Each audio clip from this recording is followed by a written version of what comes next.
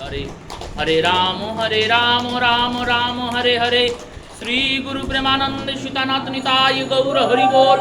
श्री गुरु प्रेमानंद सुतानाथ निताय गौर हरि बोल। श्री गुरु प्रेमानंद सुतानाथ निताय गौर हरि बोल। नारायणं नमस्कृत्य नरं चैव नरोत्तमं देवीं सरस्वतीं व्यासं ततो जयो मुदीरये। भक्तगोष्ठी संगे चैतन्य जय जय, শুনিলে চৈতন্য কথা ভক্তি লভ্য হয়।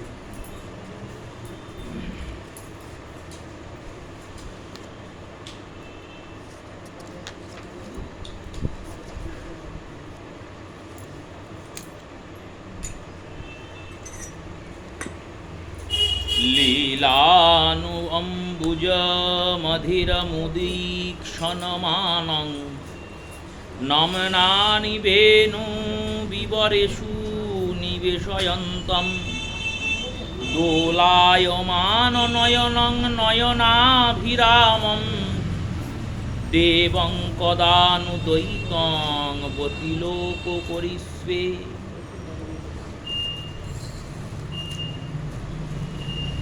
কলিযুগ পাবন অবতার রাধাকৃষ্ণ মিলিত তনু শ্রী শ্রী শ্রীমন মহাপ্রভুর দ্বারা আনিত ও শ্রবণিত লীলাসুখ বিল্লমঙ্গল ঠাকুর বিরচিত কৃষ্ণ কর্ণামৃত নামক যে অপরূপ গ্রন্থের আস্বাদন আমরা যুগল অনুকম্পায় করে চলেছি, তাঁর সূচনা করেছি। শ্লোকে শ্রীপাদ বলছেন, আমি কবে সেই লীলানম্বুজ রসচঞ্চল্য অধীর উদ্ধৃত দৃষ্টিপকারী বেণুনাদকারী নাম সংকেত প্রকাশশীল দোলায়িত নয়ন নয়নভিরাম প্রিয়তম দেবকে দেখতে পাব, তিনিও আমায় কবে দেখবেন। পূর্বেও বহুবার আলোচিত হয়েছে ভগবান শ্রীগোবিন্দের সঙ্গে ভগবান শ্রীবিষ্ণুর চারটি শক্তিতে বিভেদ আছে। শ্রীরূপ গোস্বামীপাদ গুণের বিচারে এক এক করে নির্ণয় করেছেন।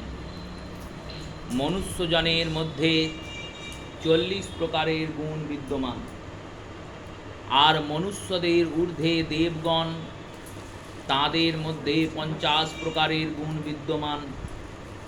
দেবগণের ঊর্ধ্বে আছেন ব্রহ্মা বিষ্ণু মহেশ্বর। এই ত্রিদেবের মধ্যে ব্রহ্মা ও শিবের আরও অধিক 5টি গুণ অর্থাৎ 55টি গুণের বিদ্যমানতা। ভগবান শ্রীবিষ্ণুর মধ্যে আরও 5টি অধিক গুণ আছে। ভগবান শ্রীবিষ্ণুর মধ্যে 60 প্রকারের গুণ আছে, আর ভগবান শ্রীবিষ্ণুর থেকে অধিক 4টি গুণ আনন্দকন্দ ব্রজেন্দ্রনন্দ শ্রীগোবিন্দের মধ্যে বিদ্যমান। ভগবান শ্রীকৃষ্ণ তো কোনো অবতার নন, তিনি পরিপূর্ণ ভগবান। স্কন্দ পুরাণ বর্ণনা করেছেন, ব্রহ্মায়ণম কল্পেন কালম একতম কৃষ্ণ জায়তে। এক কল্পে ভগবানের একবার অবতার হয়। এক কল্প মানে, শ্রী সুখদেব বললেন, শোনো, সত্য ত্রেতা দাপর কলি, এই 4 যুগ নিয়ে দিব্য যুগ হয়, এক দিব্য যুগ। এই রূপে 28টা দিব্য যুগ যখন পার হয় তখন একটি মন্বন্তর হয়, আর 71টা মন্বন্তর যখন পার হয় তখন একটা কল্প হয়। আর এই একটা কল্পে ব্রহ্মার 24টা ঘন্টার মধ্যে 12 ঘন্টা পার হয়, আবার এক কল্পে ব্রহ্মার 12 ঘন্টা। তো 71 মন্বন্তর মানে 71 গণিত 4 বার সত্যযুগ, 71 গণিত 4 বার ত্রেতা যুগ, 71 গণিত 4 বার দাপর, সেই অনুযায়ী কলি। এক মন্বন্তরে 28টা দিব্য যুগ, আর 28টা দিব্য যুগ নিয়ে একটা মন্বন্তর, 71টা মন্বন্তরে একটা কল্প। আর এই সময় অনুযায়ী যখন ব্রহ্মার সন্ধ্যাকাল এসে উপস্থিত হয়, তখন যদি পৃথিবীতে দাপর আসে তখন ভগবান শ্রীকৃষ্ণ অবতীর্ণ হন। প্রত্যেক দাপরেই ভগবান কৃষ্ণের অবতার হয় না, কারণ ভগবান কি সবসময় আসবেন? যে ভগবান বসুদেব নন্দন বাসুদেব দেবকীপুত্র অর্জুনের সম্মুখে দাঁড়িয়ে গীতাতে ভগবানের আগমন বার্তা ঘোষণা করেছেন, সেই ভগবান বসুদেব পুত্র বাসুদেব তিনি প্রত্যেক দাপরেই আসেন।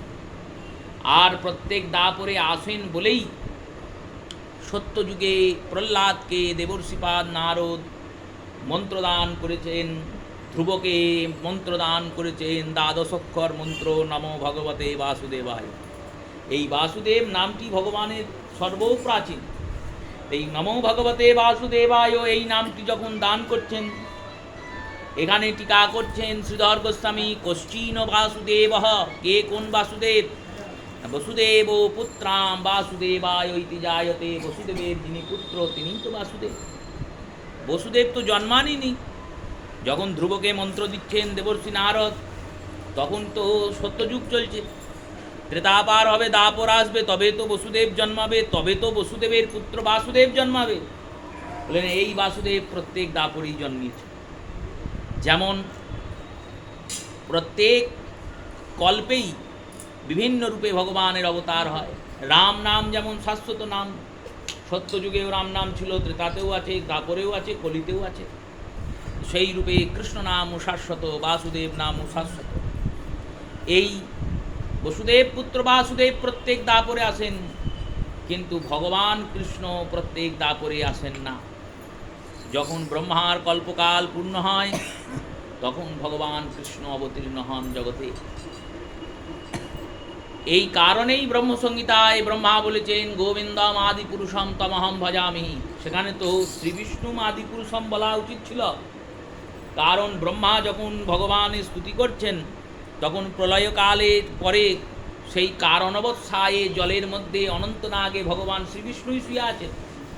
কিন্তু ব্রহ্মা চিন্তন করলেন এই শ্রীবিষ্ণু যার কোটিকল্প থেকে উৎপন্ন হয়েছেন সেই গোবিন্দই আদি পুরুষ, তাই গোবিন্দম আদি পুরুষম তমহং ভজামি।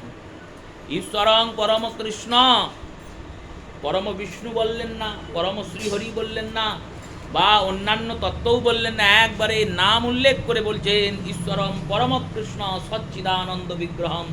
অনাদি আদি বললেন, কৃষ্ণ বললেন হয়তো ভগবান শ্রীবিষ্ণু শ্যামবর্ণের, কৃষ্ণও কালো রঙের, তাই বর্ণানুযায়ী কৃষ্ণ বলতে পারেন। বললেন না না, আমি যে কৃষ্ণকে বলছি তাকেই বলছি। তার প্রমাণ অনুযায়ী দ্বিতীয় শ্লোকের দ্বিতীয় লাইনে বলছেন ঈশ্বরং পরম কৃষ্ণ সচ্চিদানন্দ বিগ্রহম অনাদি আদি গোবিন্দ সর্বকারণ কারণম। ইনি গোবিন্দ, কৃষ্ণই গোবিন্দ, গোবিন্দই কৃষ্ণ। এখানে নারায়ণের কোনো উল্লেখই নেই, কারণ ভগবান শ্রীবিষ্ণু থেকে ভগবান কৃষ্ণের 4টি অধিক শক্তি আছে, আর এই 4টি অধিক শক্তিই ভগবানকে ভগবানে পরিণত করেছে। এই 4টি অধিক শক্তি কি বললেন? একটি শক্তির নাম রূপমাধুর্য। এই রূপমাধুর্যের উপরই বিরচিত এই গ্রন্থ, গোটাটাই ভগবানের রূপের বর্ণনা। দেখুন, একটা গ্রন্থ লেখা হয়ে যাচ্ছে ভগবানের উপর। ভগবানের রূপটা কত অগাধ, অসীম, অপরিসীম, যে ভগবানের রূপের উপর একটা গ্রন্থ রচনা করছেন বিল্বমঙ্গল। একবার ভগবানকে দেখছেন, এক এক রকম বিশেষণ প্রয়োগ করে ভগবানের রূপ বর্ণনা দিচ্ছেন। প্রত্যেকটা শ্লোকই ভগবানের রূপের বর্ণনা। রূপমাধুর্য, বেণুমাধুর্য, ভগবানের দ্বিতীয় মাধুর্য শক্তি বেণুমাধুর্য। বংশীনাথ, বংশীধাবন, বাঁশি অনেকেই বাজায়, কিন্তু গোবিন্দের মতো বাঁশি কেউ বাজাতে পারেও নি, আর কেউ পারবেও না।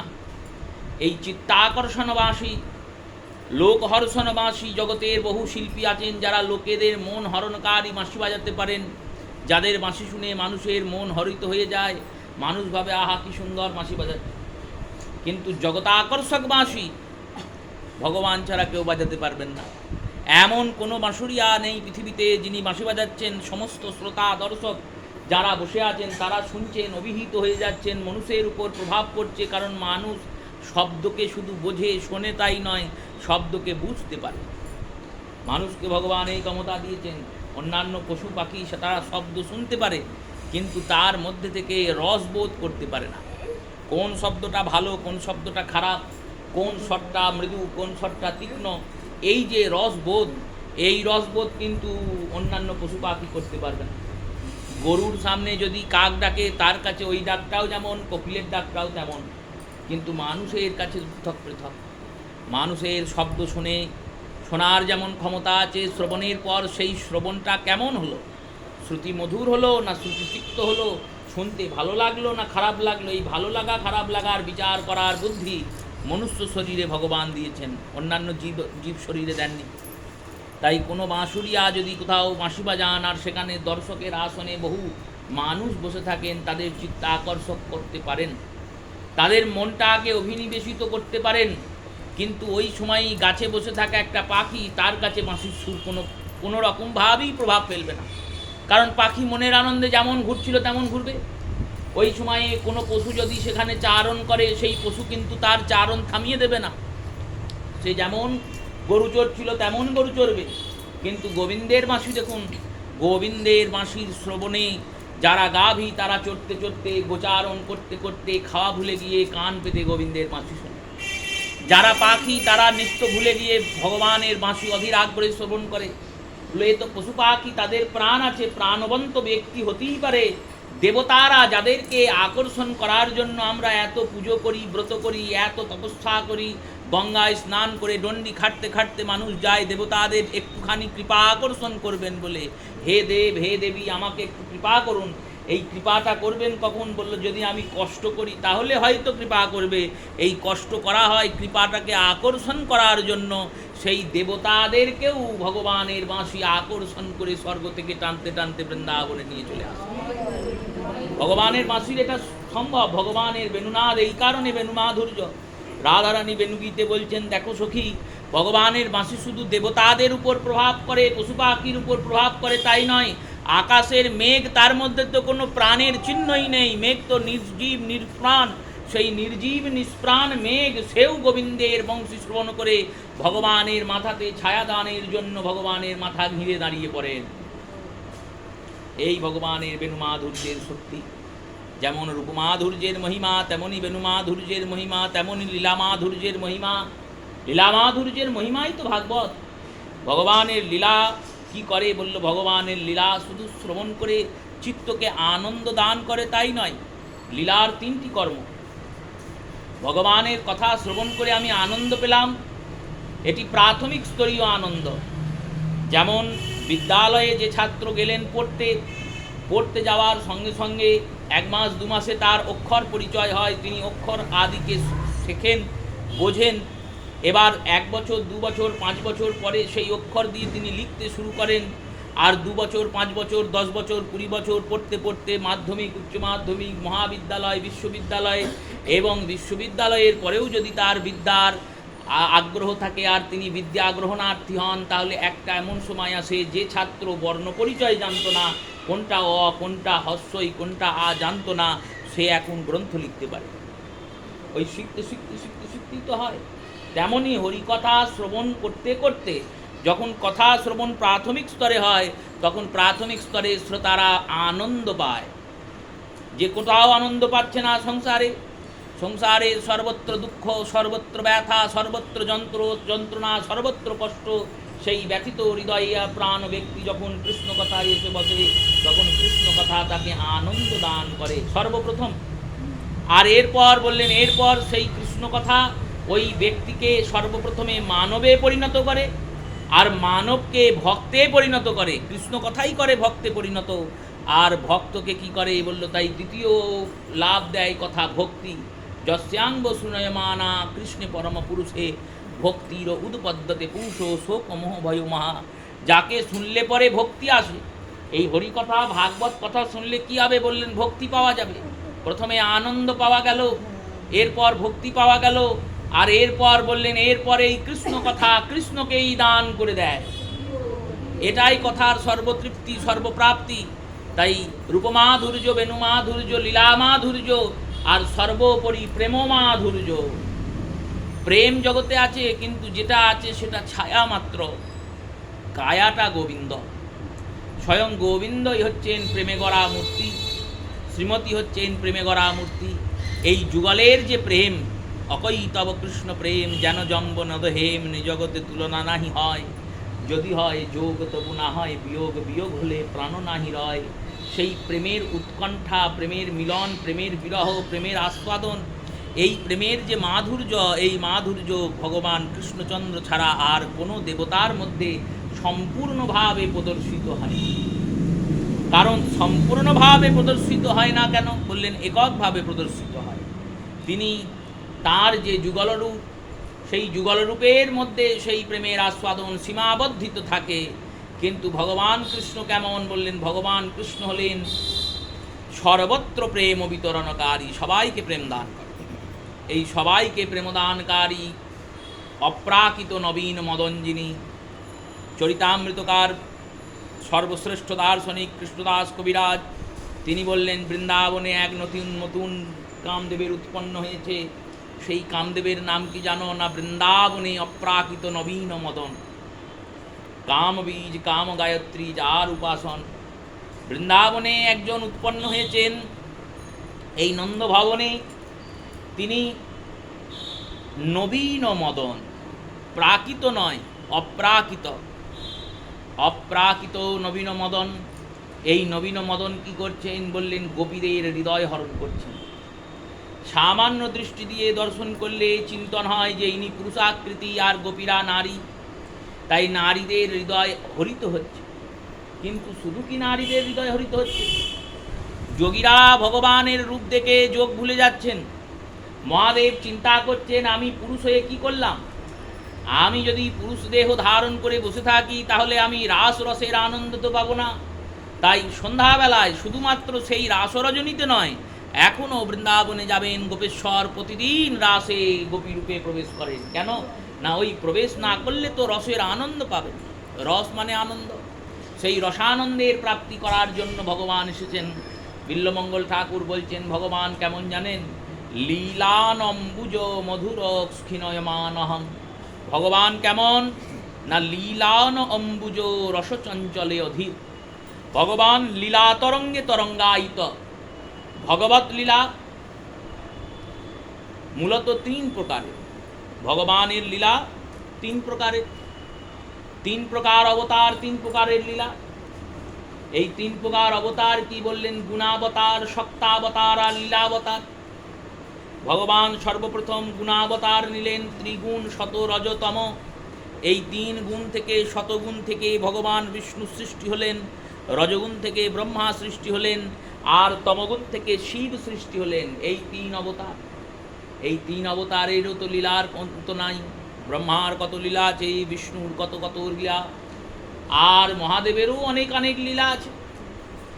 এরপর গুণাবতারের পর শক্তাবতার, ভগবানের শক্তির অবতার। ভগবানের দুই প্রকারের শক্তি, অন্তরঙ্গা আর বহিরঙ্গা।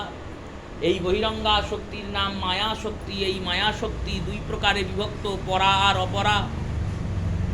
এই অপরা শক্তির দ্বারা ভগবান যে সমস্ত শক্তি অবতার নিয়েছেন, সেই অবতারগুলি হচ্ছেন সৎ, সনক, সনাতন আদি পরমহংসগণ। ভগবান পরাশক্তির দ্বারা যে অবতার নিয়েছেন, কৃষ্ণদ্বৈপায়ন বেদব্যাস, সাংখ্যের অবতার স্বরূপ কপিল, এনারা এসে জগৎকে পরাবিদ্যার অপরাবিদ্যার দুই বিদ্যার পার্থক্য দেখিয়েছেন। এনাদেরও তো লীলা আছে। কপিল ভগবানের তো চরিত্র আছে, জন্ম থেকে একবারে সাংখ্য দর্শন অবধি। বেদব্যাসেরও চরিত্রের আস্বাদন আছে, প্রত্যেক লীলাবতারের চরিত্র আছে।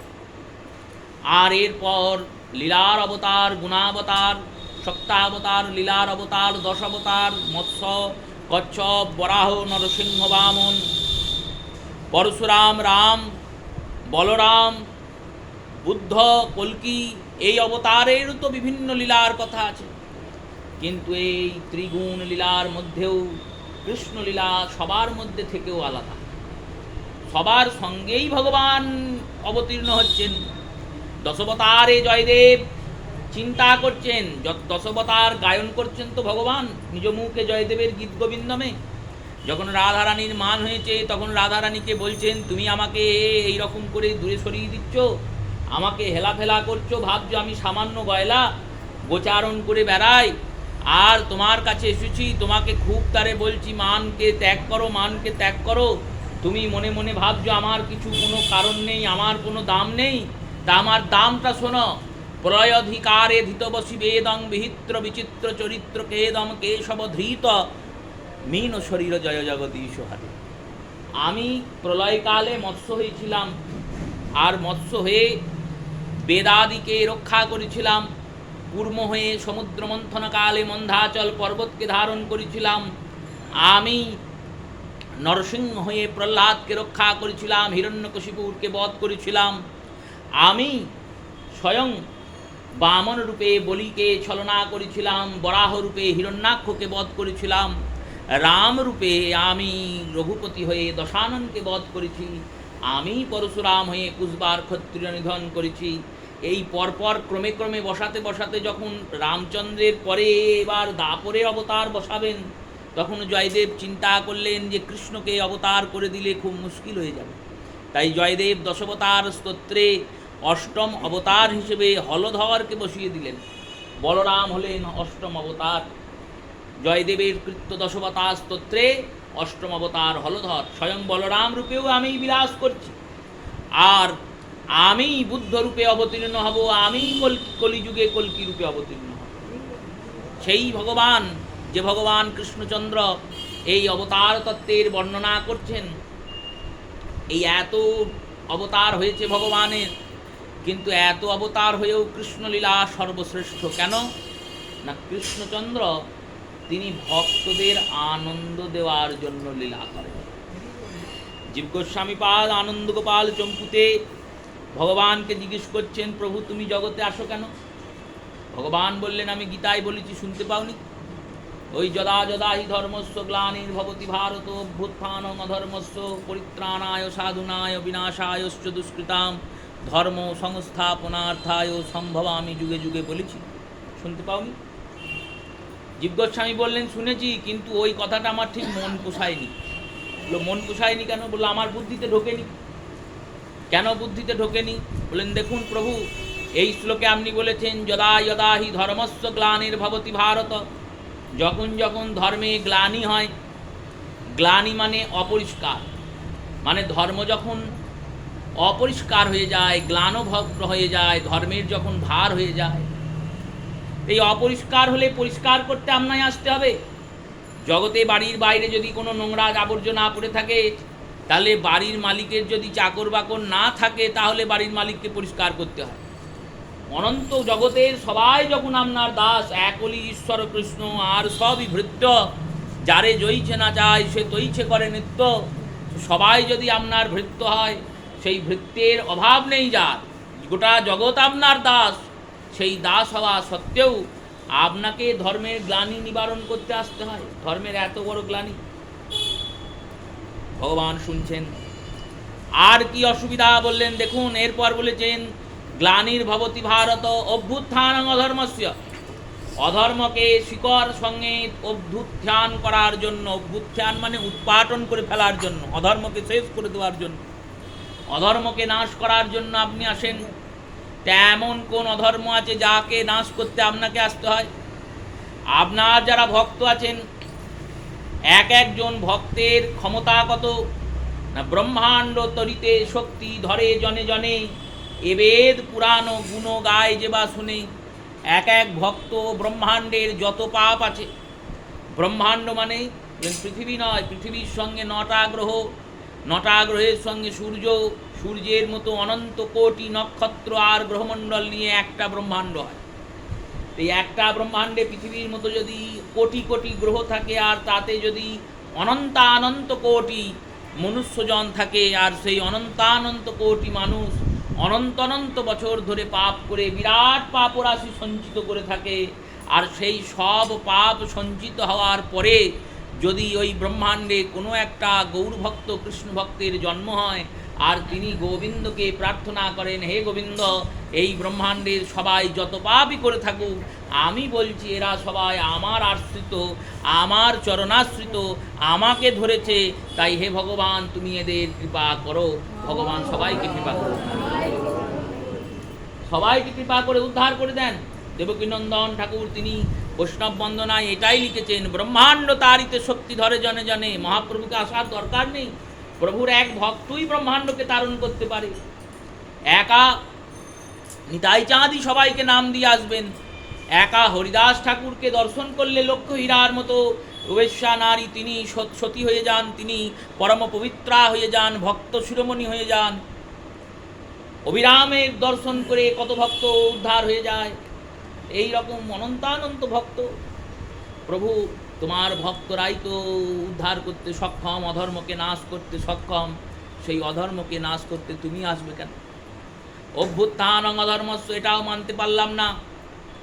আর পরিত্রাণায় সাধুনায় বিনাশায়শ্চ দুষ্কৃতাম, এমন কোন দুষ্কৃতি আছে যাকে বধ করার জন্য তোমায় আসতে হয়?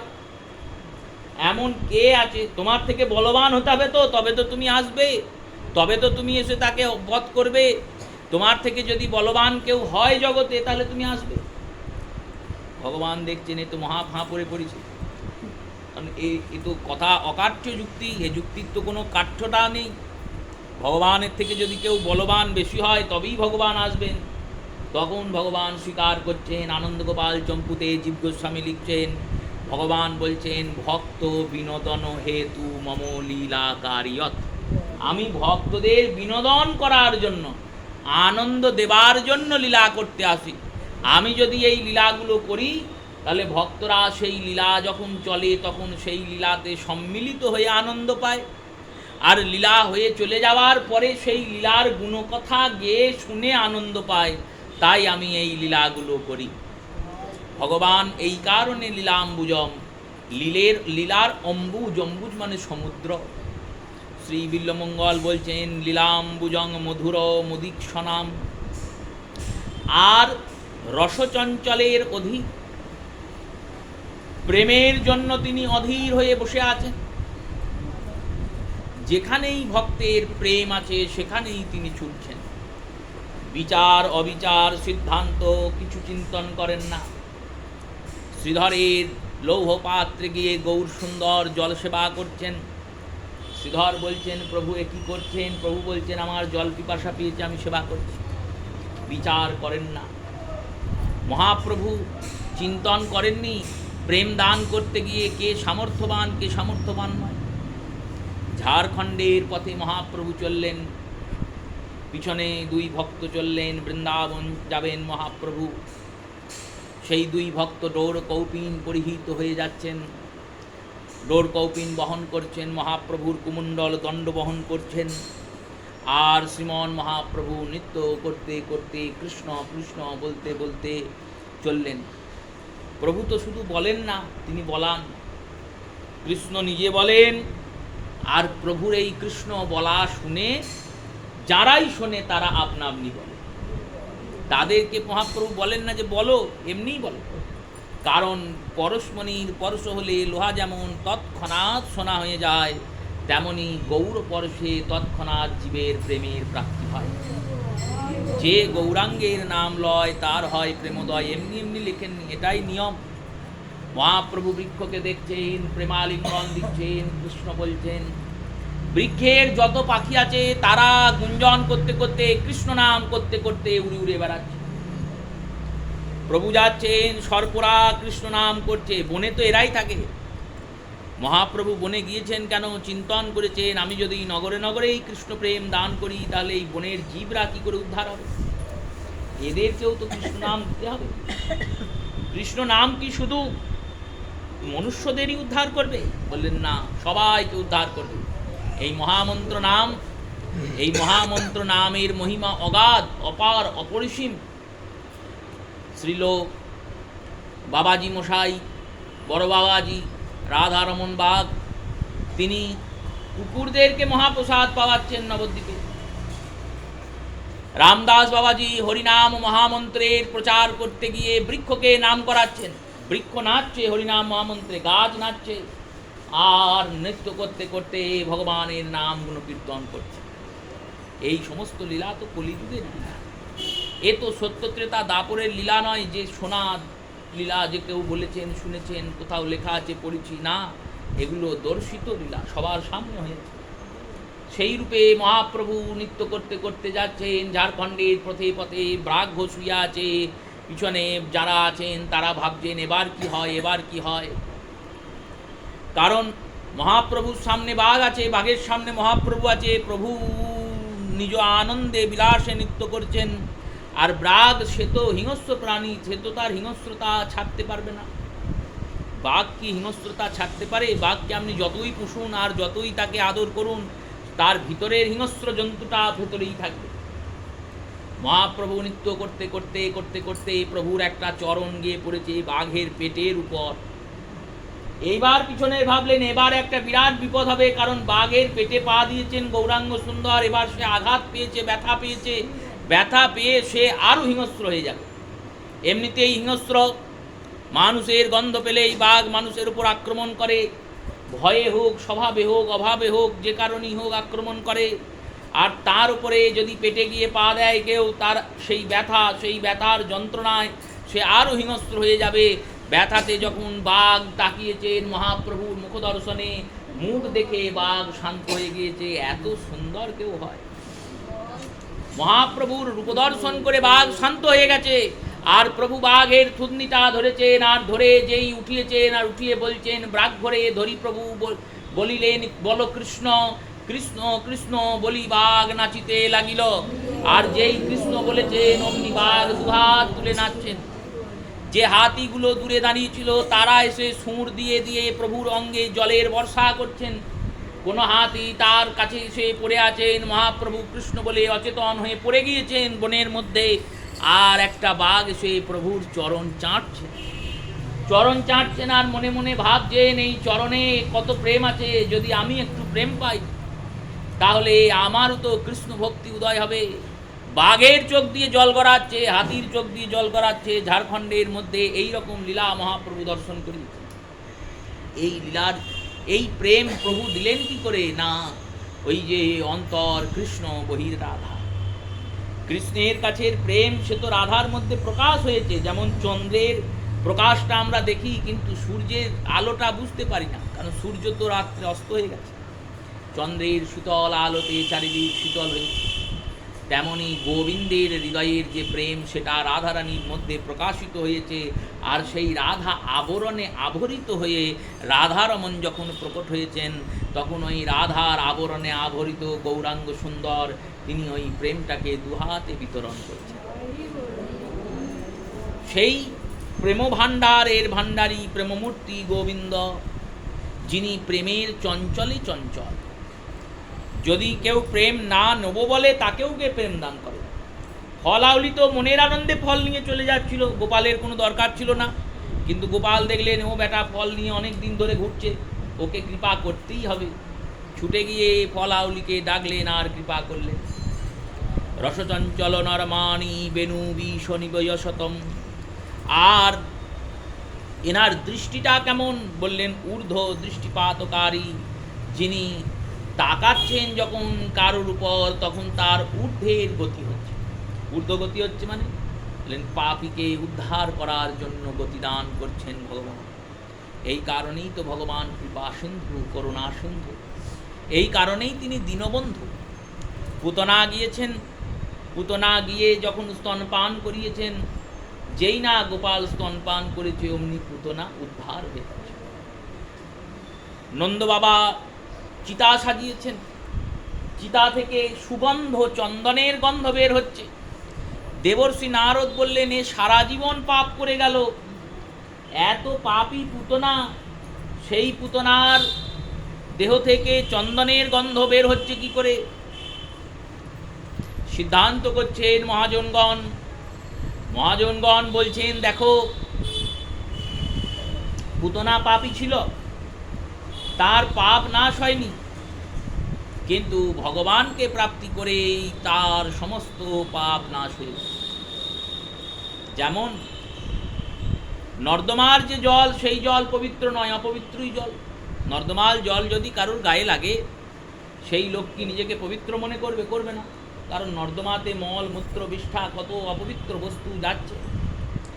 বর্ষাকালে যখন বর্ষা এসেছে আর সেই বর্ষাতে নর্দমার জল গিয়ে গঙ্গায় মিশে গেছে, নর্দমার জল যতক্ষণ না গঙ্গায় মিশছে ততক্ষণ অপবিত্র। যেই না গঙ্গায় গিয়ে পড়ে গেল অমনি পবিত্র হয়ে গেল। এবার তার মধ্যে আর অপবিত্রতার বিচার করা যাবে না। এবার তার মধ্যে ওই মলমূত্র বিষ্ঠা আছে, এই বিচার করা যাবে না। সে নর্দমায় ছিল ঠিকই, কিন্তু গঙ্গায় মিশে গিয়ে গঙ্গা হয়ে গেছে। তেমন কৃষ্ণকে যতক্ষণ না পেয়েছে ততক্ষণ সে পাপী ছিল। যেই কৃষ্ণকে পেয়েছে আর কৃষ্ণকে নিজের পয়োধর দুগ্ধ পান করিয়েছে, অমনি গোবিন্দ তাকে কৃপা করেছেন আর কৃপা করে উদ্ধার করে দিয়েছে। এই দৃষ্টিটা ভগবানের দৃষ্টিটা কেমন বললেন? কৃপা দৃষ্টি। ভগবান যার দিকে তাকান তার উপর কৃপা করেন। তবে কৃপাটা সবসময় যে সরাসরি হয় তা নয়। ভগবান যেমন ত্রিবক্রম, ত্রিবিক্রম, ত্রিভঙ্গ, তিন অঙ্গে ভাঙা, তিন অঙ্গে বেঁকা, তেমন দৃষ্টিটাও কৃপা কটাক্ষ দৃষ্টি। তাকানোটাও সোজা নয়, তাকানোটাও বেঁকা। বঙ্কিম চাহনি, তার চাহনিটা কেমন বললেন? বঙ্কিম, বেঁকে তাকান। আর বেঁকে তাকান মানে বললেন কৃপাটাও বেঁকে হয়, সোজা হয়। ভগবান যার সঙ্গে যুদ্ধ করছেন তাদেরকেও কৃপা করছেন কেমন করে? বললো বেঁকে বেঁকে করছেন। ভগবানের দৃষ্টি থেকে কেউ বাদও যায় না। এক সাধু, তিনি বাংলা থেকে যাচ্ছেন, হাঁটতে হাঁটতে চিন্তা করেছেন আমি জগন্নাথ দর্শনে যাব, ওখানেই থাকবো, আর আসবো না। জগন্নাথ প্রভুর স্থান, মহাপ্রভু ছিলেন। একবারে 24 বছর সন্ন্যাস লীলাতে জগন্নাথই প্রভু পড়েছিলেন গম্ভীরায়, আমি গিয়েও জীবনের শেষটা ওখানেই কাটাবো। এই বলে তিনি দণ্ডি করে যাচ্ছেন।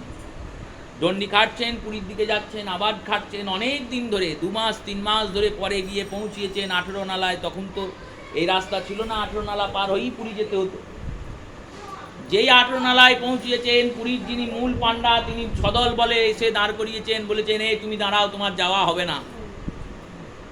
পাণ্ডাজির কথা শুনে তিনি বললেন আমি কি দোষ করলাম যে আমার পুরীতে প্রবেশ হবে না? বললেন জগন্নাথ আদেশ দিয়েছেন, ওই সাধু আসছে, ওই সাধুকে আটকাও, ওকে পুরীতে ঢুকতে দিও না। জগন্নাথ এই আদেশ কেন দিলেন? আমার দোষ কি? জগন্নাথ বলেছেন যে যখন জগন্নাথ রাম ছিলেন তখন তুমি লঙ্কায় রাবণের দলে ছিলে, আর রাবণের দলে তুমি কাঁসি বাজিয়েছিলে। সেই অপরাধে তুমি শত্রু, সেই শত্রু এখন সাধু হয়েছ, তা কী হবে? শত্রু তো শত্রুই। জগন্নাথ তোমাকে শত্রু মনে করে, তাই তোমাকে আর পুরীতে আসতে দেবে না। তিনি বললেন আমার আর পুরীতে এসে লাভও নেই। কেন? বললেন সেই ত্রেতা যুগে আমি কাঁসি বাজিয়েছিলাম, ত্রেতা চলে গেল, দাপর চলে গেল, কলিযুগ এলো। এই 3 যুগ ধরে ভগবান আমায় মনে রেখেছেন। এর থেকে আর আমার কি চাওয়ার আছে, কি পাওয়ার? এর থেকে চাওয়ারই বা কি আছে, আর পাওয়ারই বা কি আছে? ভগবান তো আমায় মনে রেখেছেন। আমি ভুলে গিয়েছি কবে? আমার তো জন্ম জন্মান্তর আমি ভুলে গিয়েছি। ভগবান মনে রেখেছেন মানেই কৃপা করে রেখেছেন। ভগবানের কৃপার দৃষ্টিটা এইরকম। কাকে কিভাবে কৃপা করবেন বোঝা খুব মুশকিল। নিতাই চাঁদ গিয়েছেন কাঁচরাপাড়ায়, শিবানন্দ সিংহের বাড়িতে বসে আছেন, ক্ষুধায় ছটফট করছেন। শিবানন্দকে বলছেন কোথায় শিবানন্দ, কোথায় শিবানন্দ, আমার ক্ষুধা পেয়েছে। কাঁচরাপাড়ার জমিদার শিবানন্দ সেন। শিবানন্দ সেন রাজকাজ সেরে আসতে বিলম্ব হচ্ছে। নিতাই চাঁদ বলছেন ওরে শিবানন্দ, তোর এত তুই বিষয়ে চুবে গেলি যে প্রভু এসেছেন বাড়িতে, প্রভুর সেবার দিকে তোর চিন্তা নেই। তোর 3 ছেলে, 3 ছেলেই মরুক। বারবার বলছেন তোর 3 ছেলেই মরুক, তোর 3 ছেলেই মরুক, এই বারবার বলেই যাচ্ছে। শিবানন্দের স্ত্রী কেঁদেই চললেন, তাঁর অশ্রু থামছে না। শিবানন্দ এলেন, কাঁদছো কেন? না প্রভুপাদ শ্রীপাদ কি বলছেন জানেন? কি বলছেন? না বলছেন আমাদের 3 ছেলেই যেন মরে, 3 ছেলেই যেন মরে, 3 ছেলেই মরুক, 3 ছেলেই মরুক, এই চিৎকার করছেন শিবানন্দ, নিত্যানন্দ প্রভু। শিবানন্দ বললেন প্রভু যদি বলেন যে 3 ছেলে মরুক, জানবে ওর মধ্যেও কৃপা লুকানো আছে। 3 ছেলে মরুক, মরে যাবে কোথায়? বলল নিতাই চাঁদ যখন মারবে তখন নিতাই চাঁদ তার চরণেই রাখবে, আর নিতাই চাঁদ যদি মেরে তার চরণে রাখে তাহলে গৌর চরণ সে এমনিই পাবে, তাকে ভজনও করতে হবে না, সাধন করতে হবে। ভক্তরা এই কৃপার অনুভব করতে পারে, আমরা কি পারবো? ওই ভক্তকে বলেছেন যে তুমি কাঁসি বাজিয়েছিলে, তুমি চলে যাও। আমাদের যদি বলেন আমরা রাগ করে চলে আসব, আর তিনি ভাবছেন প্রভু আমায় 3 জন্ম মনে রেখেছেন, তাহলে 3 জন্ম আমি গোবিন্দের হয়ে আছি। গোবিন্দ তো অঙ্গীকার করেই নিয়েছেন, মনে রেখেছেন বলেই তো অঙ্গীকার করেছেন, নাহলে তো ভুলে যেতে পারতেন। আমাদের সে অনুভব নাই। সেই রূপে ভগবান কৃপা দৃষ্টিমান, তার কৃপা যাতে আমাদের উপর বর্ষিত হয়, এই অভিলাষ যুগলের চরণে জানিয়ে প্রত্যেক শ্রোতা মাতা ভক্ত বৈষ্ণব চরণে প্রণাম পূর্বক পদ্যকাল হরিকথা অবসর দিলাম। শ্রী গুরু প্রেমানন্দে সীতানাথ নিতাই গৌর হরি।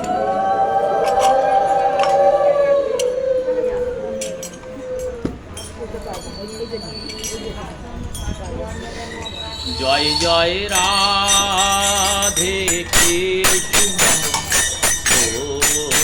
গোবিন্দ, জয় জয় রাধে কৃষ্ণ গোবিন্দ, রাধে গোবিন্দ, রাধে গোবিন্দ,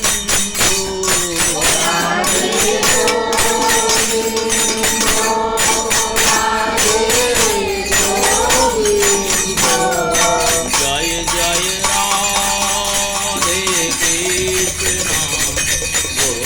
গোবিন্দ, জয় জয়